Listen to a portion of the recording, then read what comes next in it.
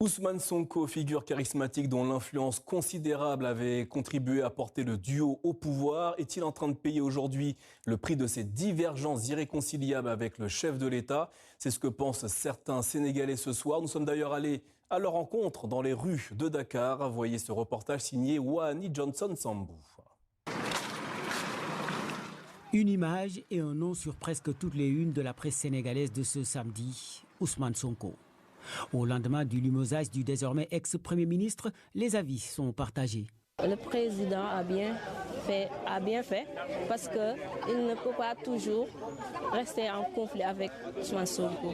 L'ex-premier ministre, on peut dire, est une personnalité politique puissante et aujourd'hui il a la majorité parlementaire avec lui et j'espère que voilà, ça ne va pas du tout handicaper le pays pour les années ou bien les mois à venir.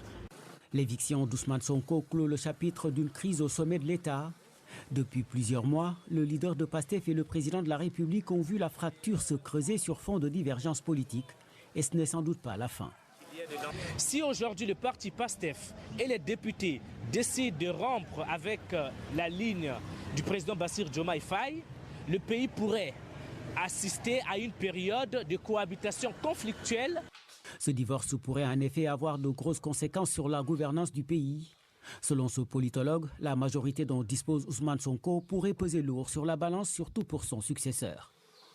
Le président Ousmane Sonko, président du PASTEF, dispose donc de cette arme qu'on appelle la motion de censure. C'est là où se situe donc le problème. Et cela risquerait de créer une certaine instabilité.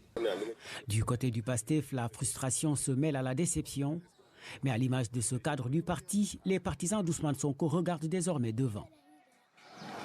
Et 2029 se prépare aujourd'hui. En nous donnant 2 ans de travail, nous remercions le président Bassirou Diomaye Diakhar Faye. Il vient de nous écarter, il vient de nous faire un boulevard pour le palais. Ça sera une politique intense, mais une politique intelligente. Et Diomaye sait que 2029, Sonko sera élu président. Et pour les partisans d'Ousmane Sonko, pas question de perdre du temps. 2029, c'est maintenant.